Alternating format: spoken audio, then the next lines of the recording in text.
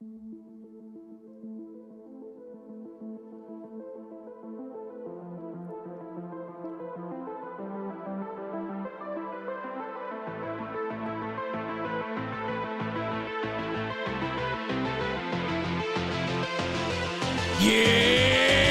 Friday!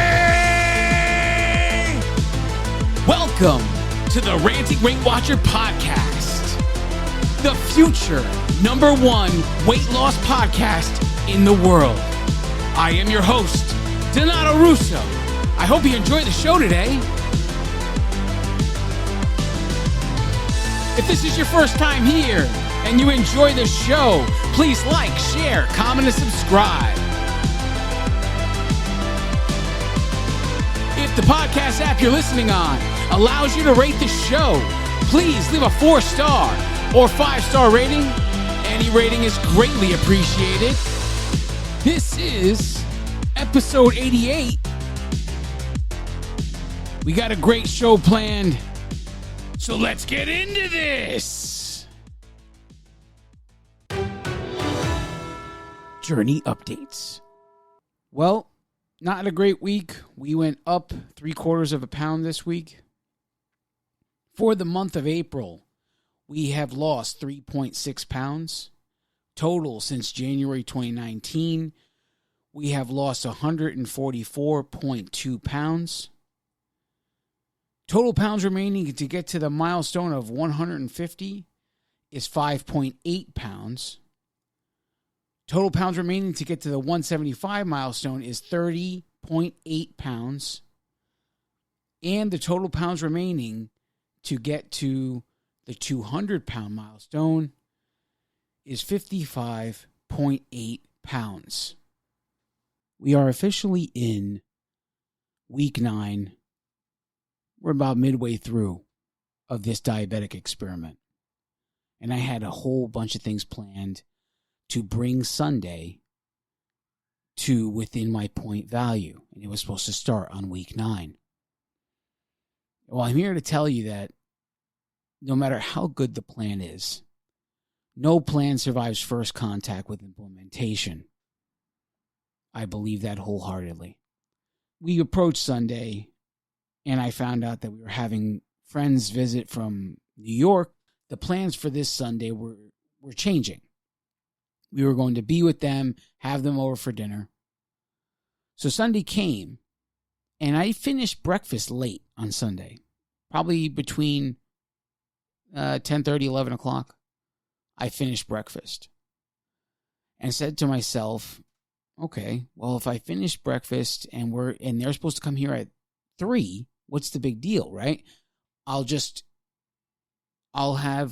skip lunch and go straight to, dinner at 3, right? Be no problem. So 3 o'clock comes and they arrive. We're talking, we're having a good time and everything else. Appetizers on the table. Dinner didn't end up getting served till closer to 5.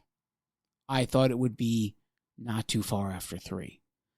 So my rookie mistake, yes, I still make rookie mistakes at 3 years into this journey, was skipping lunch, knowing that these things could happen. So I ended up feeling ravenous and going after the appetizers on the table, which threw off the entire day. Track it, moved on. No big deal. It is what it is. All I can do is make next Sunday better. If the plan is to bring Sunday below its points, then I failed this Sunday. Next Sunday will be different. That's all I can do. So next Sunday, we are going to bring lunch to as close to 0 as possible. I mean, even if I have a salad, the salad's going to have dressing. So there's going to be some points. It's not going to be an all 0 point affair here. It is what it is. I've been thinking, I'm analyzing the whole idea of the diabetic experiment. Because I don't know in previous episodes I mentioned this. I have hypoglycemia. Now, hypoglycemia, if you don't know, is kind of like diabetes, but it's in reverse. So instead of your body not producing enough insulin like a diabetic would have, the body produces too much insulin, which causes you to have like feeling faint and all kinds of stuff. You're shaking like crazy. The one thing I noticed here is since I've done this diabetic experiment, I have not had a single episode where the sugar dropped. Not a single one in 9 weeks. Now, was this a regular occurrence before? No, but you know what? Things used to catch me off guard.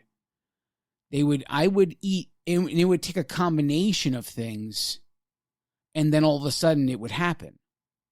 Okay?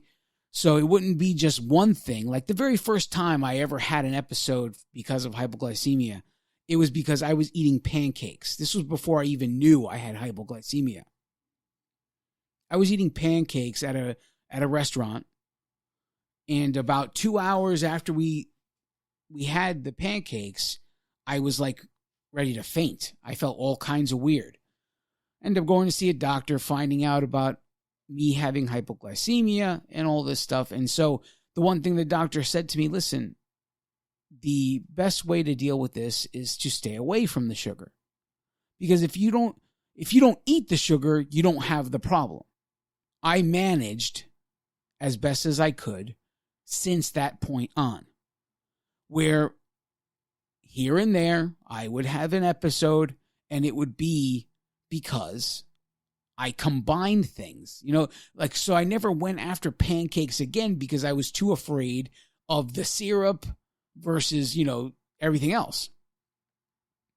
And the same thing goes for like stuff like ice cream. I don't go after those things anymore because they're so incredibly high in sugar that it's almost guaranteed. Especially when you add all of the fudge sauces and caramel and all this other stuff. And it's another reason why a lot of the times saying no to any candy comes pretty easy because I don't want to deal with it. I don't want to deal with my sugar dropping, having everything, especially if I'm around people. It's embarrassing. The whole idea of it is embarrassing. And then everybody's like, oh, do you need to go to the emergency room and all this stuff? No, I got it. But it was really stupid. It was a stupid move to get caught in the situation. Since I've been on this thing, I haven't had a single episode in 9 weeks. And this is leading me more and more into thinking that not only is this sustainable to be on the diabetic plan, in my mind, it's smart. Because if I've avoided an episode in 9 weeks because I'm following this plan, it's definitely benefiting me. Have I gone 9 weeks before? I can't tell you. I mean, sometimes it would happen 2 times in a week. And then sometimes it wouldn't happen for weeks. So it was just all depending on the situation. Here was one instance where I knew it was almost guaranteed. And I would almost save sugary items again so that I would have it for an hour or so later. Because that's how it happens. You eat something high in sugar, body produces too much insulin, you have an episode where you feel like you're going to faint and your sugar is dropping. This time period between eating the high amount of sugar and having the episode is typically around 2 hours. So I even had it down to a science as to when it would happen. But it would almost always happen when going out to the movies. The combination of my favorite movie snacks, popcorn, chocolate-covered peanuts, Twizzlers, and that's it. Just the 3 of those. Those are my favorite things. When I go out to a movie, I want chocolate-covered peanuts, I want Twizzlers, and I want popcorn. And I know also that the combination of those 3 things causes my sugar to crash. Every time. It's a guarantee. It's not if, it's when.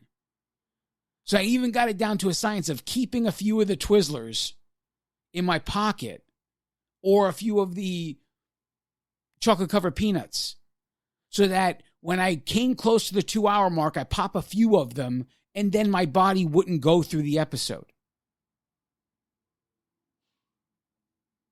Is this a good idea? I can't tell you. All I can tell you is this is what I did. I'm not saying that anybody who has hypoglycemia should do the same thing.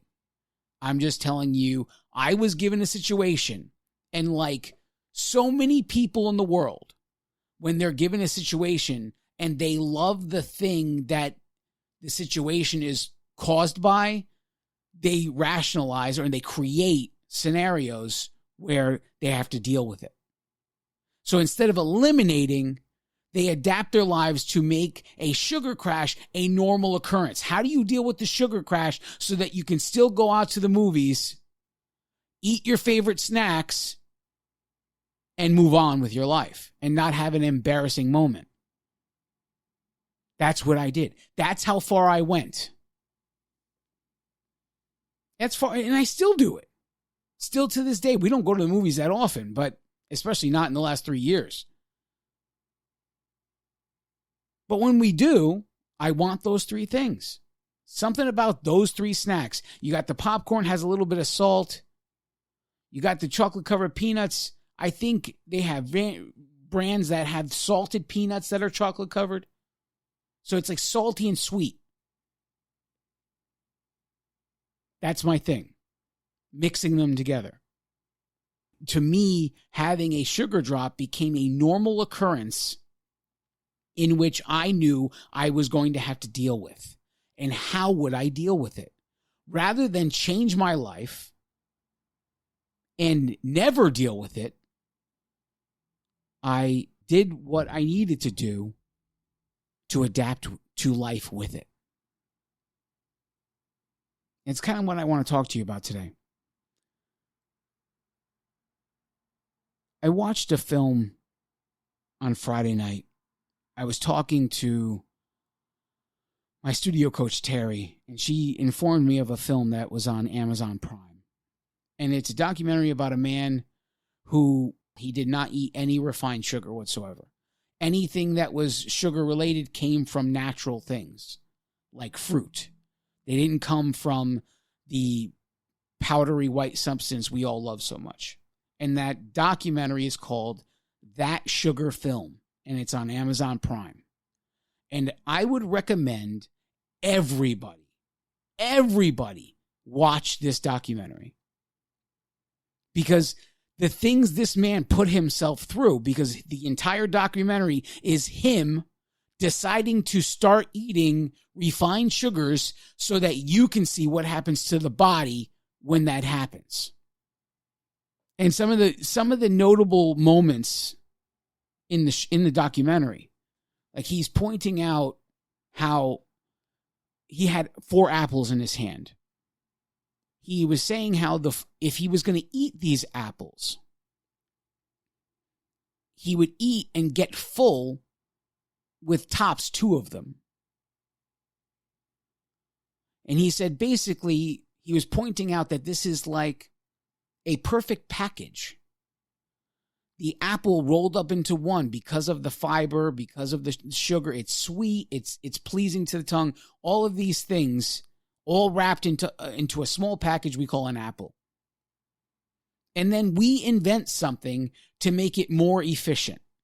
Everything that made it so that it would be impossible to make the apple unhealthy for us, we invented a machine that would turn something as natural as an apple into something that can be unhealthy. So we got a machine that turns it into juice. If he ate it naturally, he could only eat 2. But because he turned it to juice, he was able to eat the sugar of all 4 of them. Because the juice took all the fiber, everything that would make you feel satisfied, and throw it in the garbage. And everything that would make you have problems ended up in a glass and down your throat from 4 apples. And I can't remember, he gave a teaspoon amount to everything he put in his mouth.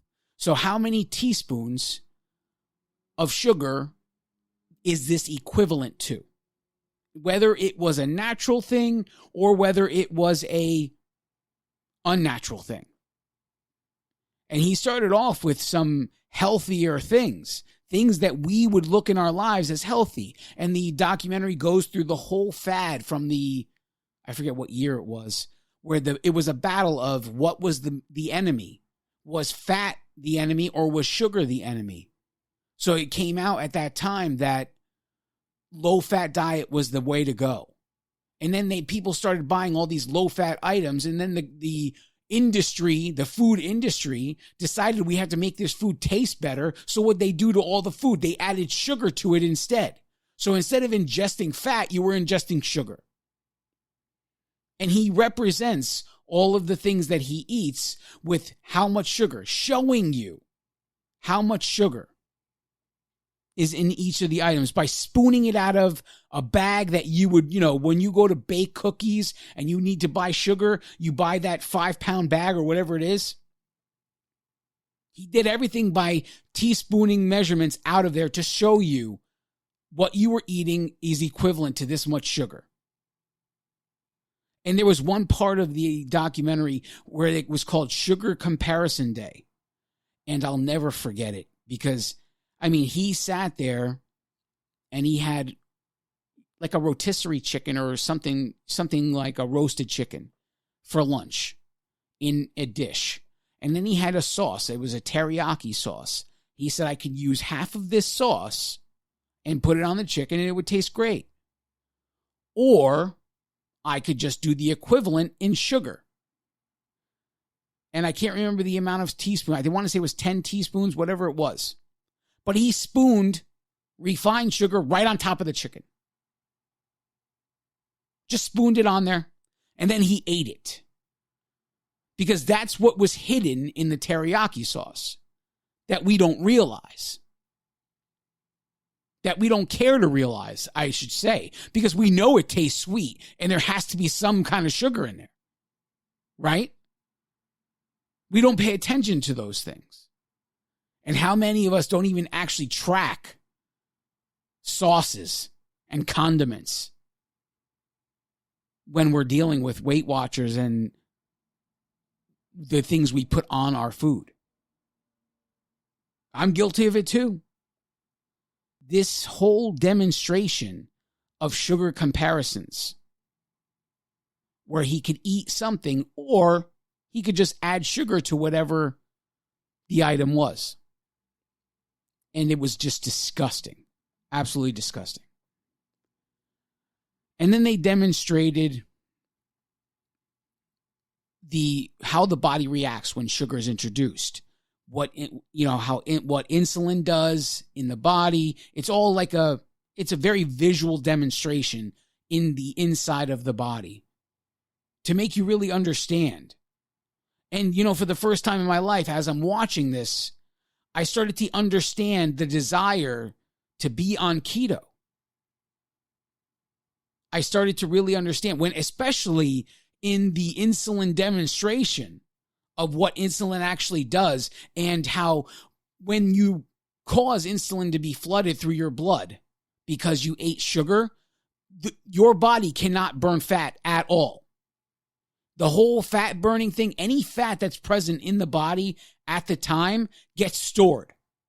Because if insulin is present, fat cannot be burned. And it's because of the introduction of sugar that insulin is present. So really it's our fault. And this is why keto, you can't ingest any sugar.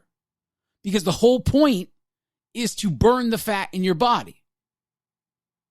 To get your body to a point where you are burning fat. There was another part in the documentary where he goes to one of my favorite places. I haven't been to this place in, God, I can't even tell you how long now. Because I knew that it was high in points right away, and I refused to drink points. But before I was on Weight Watchers, we would go out to eat, and there was this diner called Metro Diner, and we'd go out to this Metro Diner and everything else, and in the same shopping center, so a few steps away, was a Jamba Juice. And I wasn't into the pies and everything else that they would serve at the Metro Diner for dessert, So I'd say, because we would eat outside, and literally the courtyard where the tables were set up for the Metro Diner is right next to the Jamba Juice.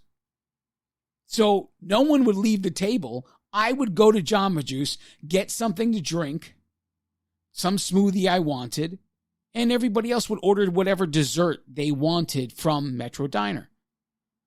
So we would all finish our meal and go home. Well, he made a stop at the Jamba Juice in the documentary. And the same size Jamba Juice that I would get every single time I went. Now, I don't know if the different flavor, how far off could it be for the different flavors? How far off could it be? I don't know, but I know, based on what he did, the one he chose, there were 34 teaspoons of sugar in that drink. And I have hypoglycemia. And then when he shows the equivalent of, in order to get this much sugar naturally, how much fruit would you have to eat? He demonstrates the total amount of fruit you would need to eat in order to ingest 34 tablespoons. And it's crazy how we have adapted to sugar in our lives and how companies have made it so unbelievably easy. And they come out with this bullshit story of calories are calories. And they put it in a million people's head. Calories in, calories out. That's how you lose weight. Meanwhile, if I have a 400-calorie Snicker bar, whatever it is, and I have a 400 calories worth of grilled chicken, they're trying to say that those two things are the same. That's what the food industry tells you. You have to know that's a lie. I'm not going to lie. This documentary took me to a very dark place. I'm going to talk about that dark place a little bit more after the break. Don't go anywhere.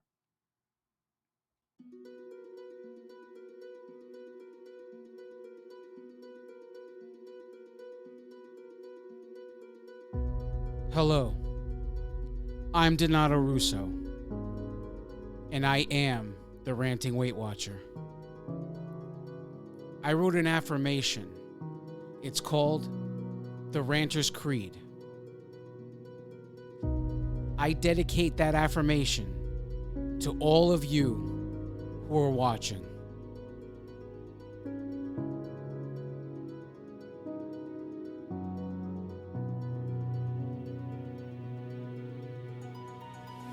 Nothing can stand in your way because you are an unstoppable force. Your challenges crumble in your presence because you are so strong. Your insecurities no longer have power over your life because you are so confident. Your mistakes are your choices, and you are okay with this because you are so intelligent. The mirror and the scale no longer haunt you because you are so beautiful. You can face any circumstance with unwavering support because you are so loved. The demons of your past can no longer torment you because you love yourself. All things are possible as long as you believe because God is on your side. You will achieve all of your goals, not if, but when, because you have no boundaries. You are the champion of your story because you do whatever it takes to win. No one can take what you've done away from you because you are the author and the hero of your story. Arise, champion. The victory is yours.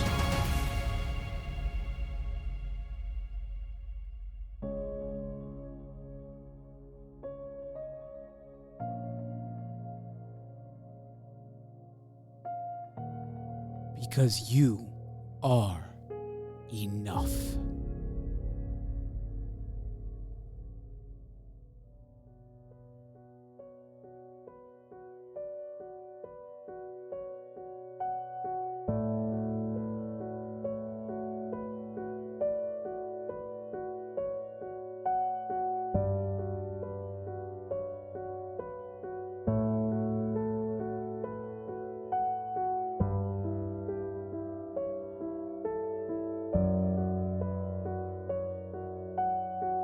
And we are back.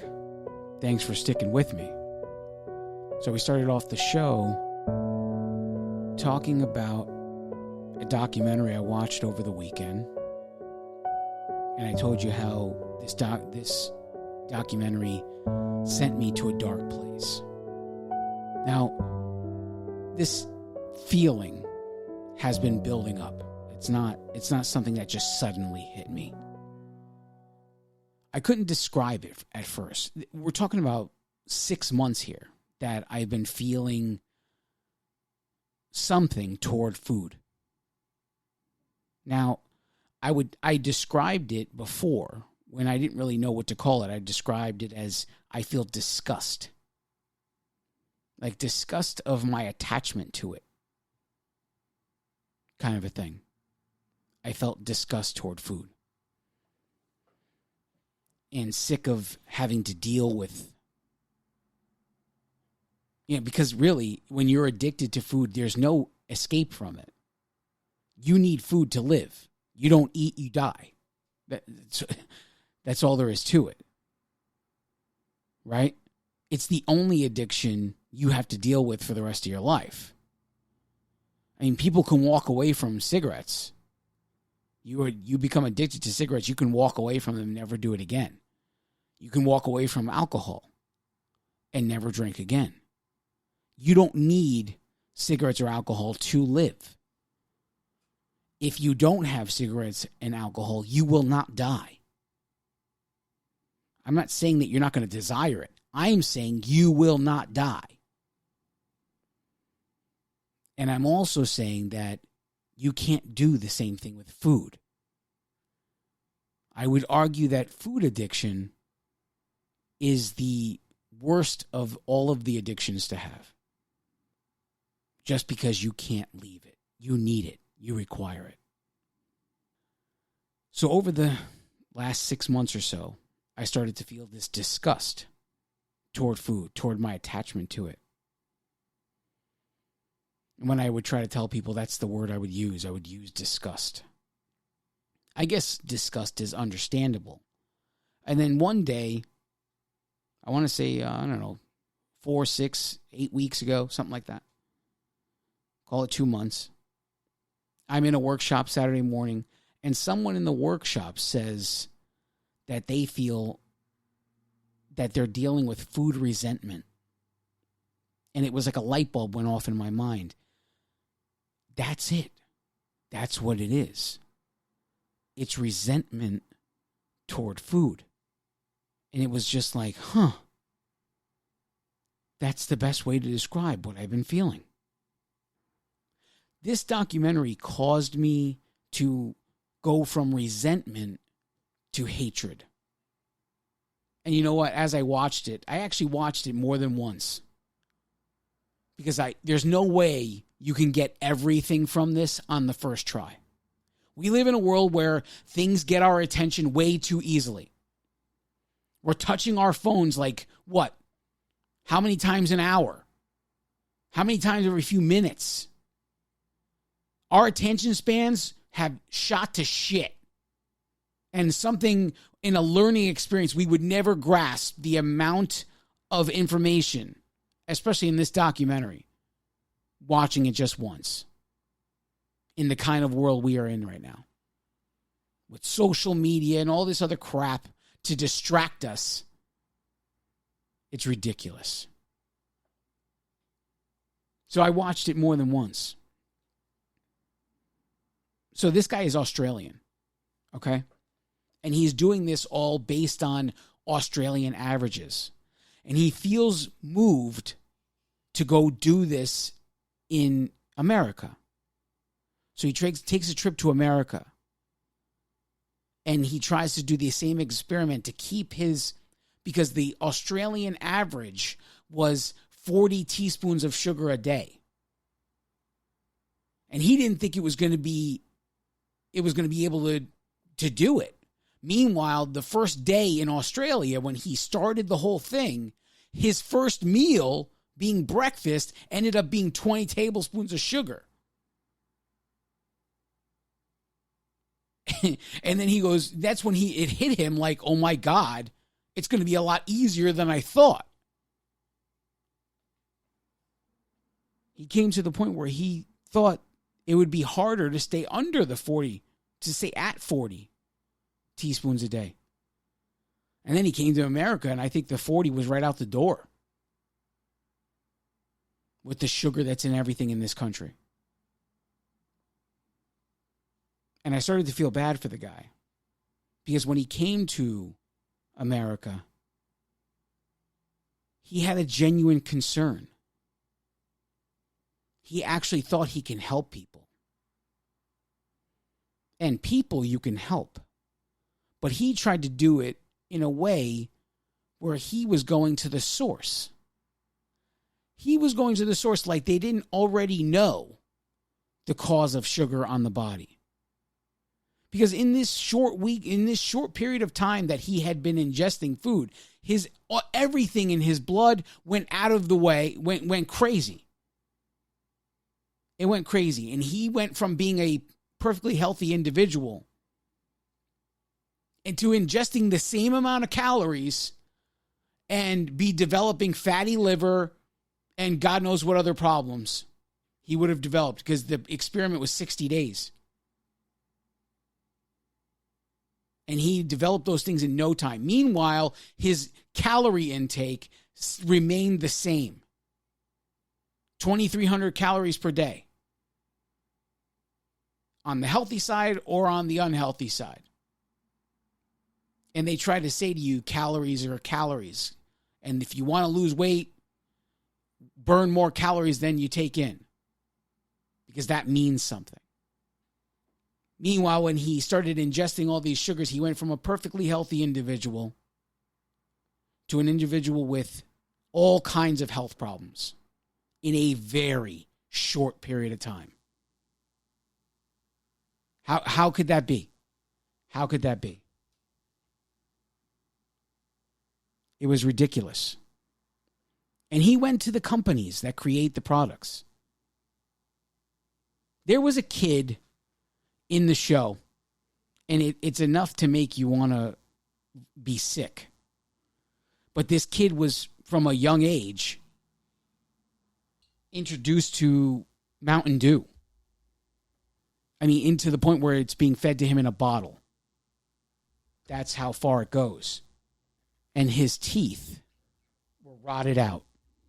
And he had to have them all pulled at 18 years old in order to get dentures at 18 years old because of Mountain Dew. This guy starts going to the companies themselves. And the companies are like, basically, people should know what they're ingesting. And in moderation, this food can't hurt anybody. And, I mean, with what I know of this world, I could have told him, this is the answer you're going to get. You're wasting your time. Because one thing pushes the entire world. One thing. Money. Money pushes the entire world. If you can see it, if you have eyes to see, there has never been a more perfect moment to see the Bible scripture, 1 Timothy chapter 6, verse 10. For the love of money is the root of all evil. That's not the entire scripture, but that's all I need. For the love of money is the root of all evil. There has never been a moment in our lifetimes, in anybody's lifetime, where that scripture isn't so easy. I mean, you just look around and that's all you see is that scripture. And if you can't see it, you're not ready for this message. Sorry to say it. It doesn't take much. It doesn't take much to notice how disgusting the display is all around you and how we are guided to think a certain way. Millions of dollars are made because we choose to stay ignorant. Millions. We would rather believe what some pretty face on a news broadcast tells us than to see the world for what it is. You have diabetes. You should change your life, says the doctor. But here's some medication instead. What do? Do we take the medication or do we change our life? You have high blood pressure. You should change your life. But here's some medication that will help you. What do? Do we take the medication or do we change our life? Think of everybody you know. Think about how many people you know have diabetes, high blood pressure, high cholesterol, you name it. Think of all of them and think of what they chose. Did they choose the medication to enable their ability to stay with the things they love to eat? Or did they choose to change their life? You don't have to be on medication for the rest of your life. But we would rather have the things that please our tongue more than we would rather have our life. We destroy our bodies. Drinking, smoking, with zero hesitation. Eating, zero hesitation, zero accountability. We kill ourselves every step of the way. And you know what? Who's getting rich off of that? Are you telling me there are no billionaires because a bunch of people are addicted to smoking? Are you telling me there are no billionaires because there are a bunch of people addicted to alcohol? Are you telling me there are no billionaires because there's a bunch of people who love to eat?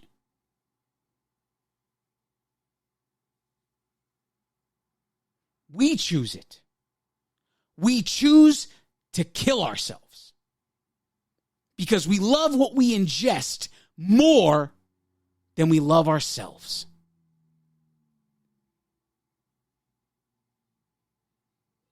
And then we have the nerve to say, oh, God took him home early.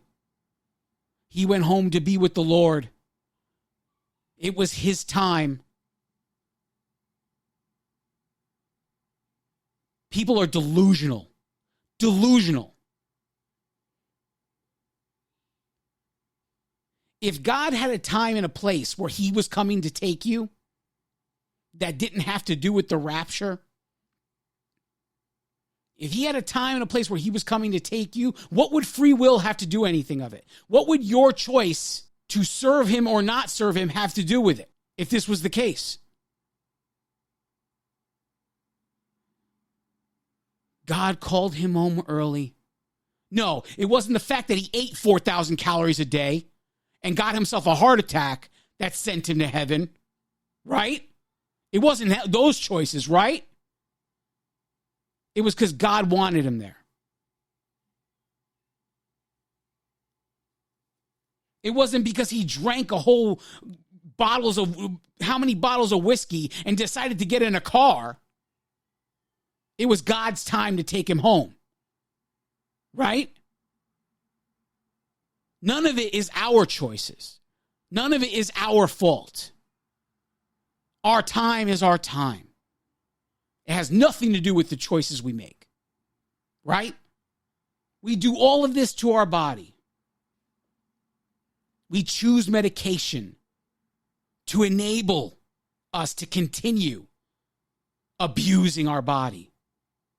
And there's a bunch of people getting rich off of that too.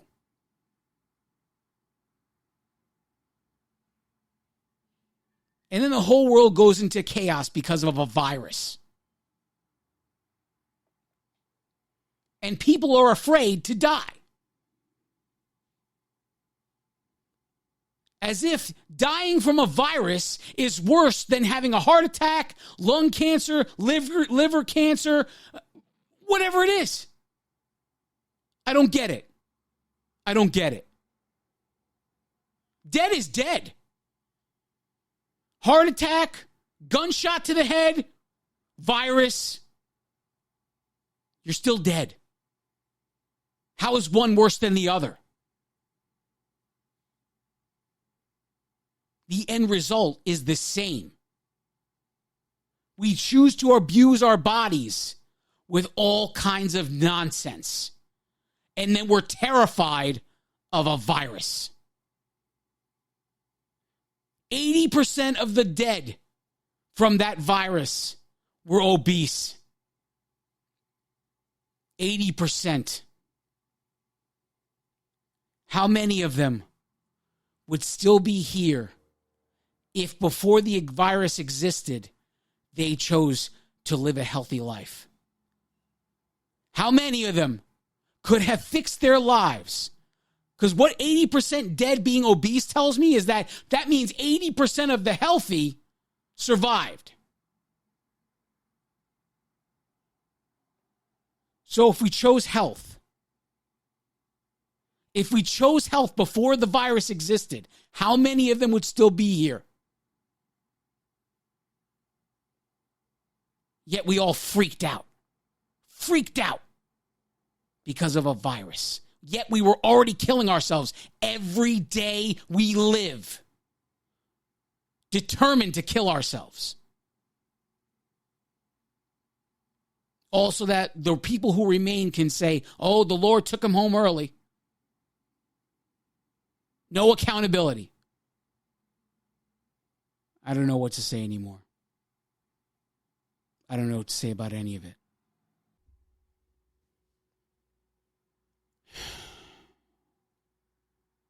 Sometimes I wonder if this is all for nothing.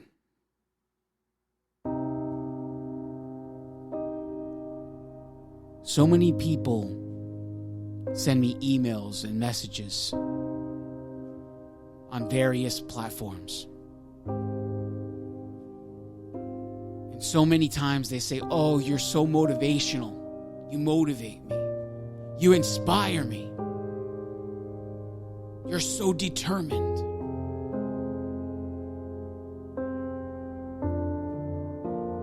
But what good is it? Because it just makes me think of one question. It's wonderful that I motivate you. It's wonderful that I inspire you. But what have you done with that motivation? What have you done with that inspiration? Because if you've done nothing, what good is any of this? What good is me sitting in here behind this microphone week after week, spending hours away from family, if you do nothing with this? I can't make you get it. I can't make you take action. I can't make you understand how important this is.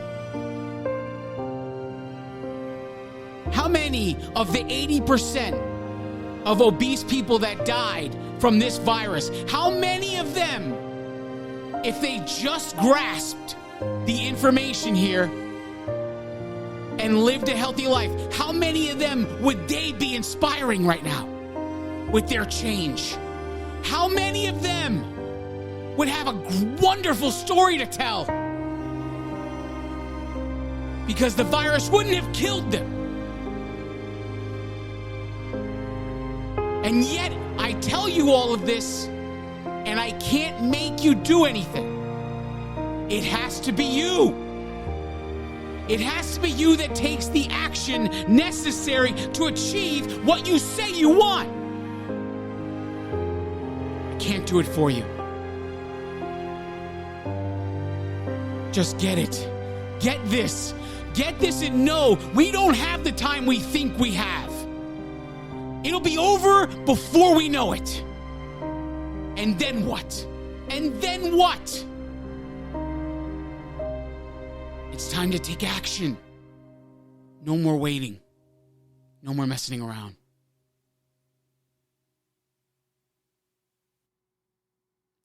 I love each and every one of you. God bless you all.